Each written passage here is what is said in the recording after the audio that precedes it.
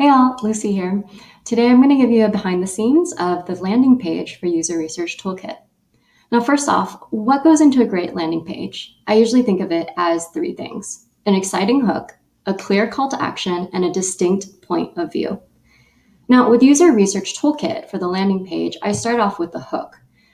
Who's my audience and what's going to pull them in? For me, our audience are founders and builders that are just starting out their entrepreneurial journey.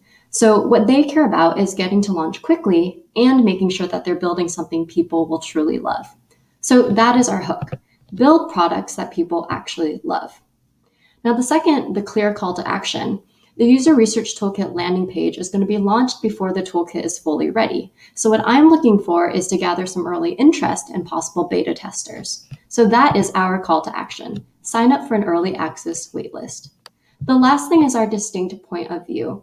The toolkit is an informational product, and I really think of it as a blend of friend and advisor. So my goals here are to create a look and feel through the visuals and the copy so that people feel the trust, expertise, but also approachability. So with that in mind, let's look at these landing pages. This is the earliest version that I came up with. So our tagline here, build products that people actually love. You can also see a little bit more description that talks about the specific benefits that you'll get from the toolkit, though it's a little bit long. The call to action here is quite clear, it's very singular, but the overall look and feel, it lacks a little bit of visual identity. It's very flat. So in terms of our scoring card, we've got the hook, call to action could be worked on, and I think the distinct point of view is missing. So let's try again. This was a second version in which I was really playing around with glass morphism and dark modes to make the product feel a little bit more exciting and modern. In this case, we have the same tagline. The call to action could still be lightened up a little bit.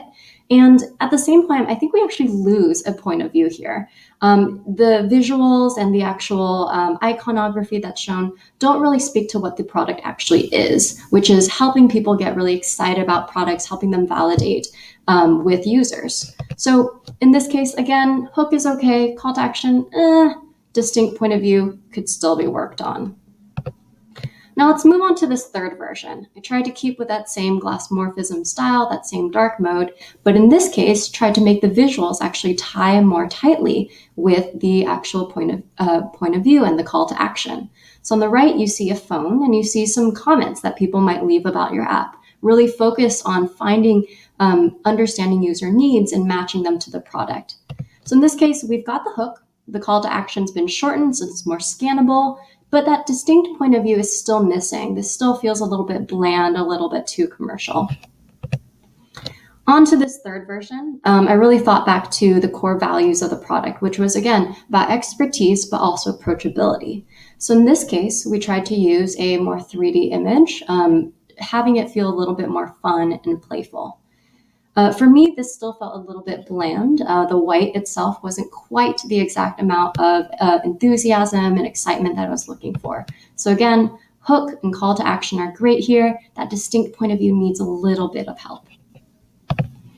This version was kind of going back to that black dark mode view.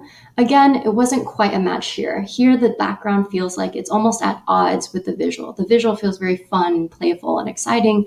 The background feels very exclusive. So again, hook, call to action, good. Distinct point of view, a little bit more work. Now, this was the final version. So I really thought back and wanted to bring in more of that color and light and playfulness here. So brought in a lot more of the blue and greenish gradients. Blue signifies trust and expertise. You see this in a lot of tech products. It's something folks are familiar with. At the same time, also balances well with kind of the reds and the corals that are in the images. So this was our final landing page version. You've got the hook here, very bold, people can see it immediately. You've got a call to action that's quite scannable. It's, just 2 lines. And you've got a clear prompt to join the waitlist. And lastly, you've got a distinct point of view, something that is really exciting, feels a little bit different from what's out there, but also still commands a bit of authority and expertise. So there we have it, our final landing page for User Research Toolkit. You can view this online at user-research.tools. Thanks.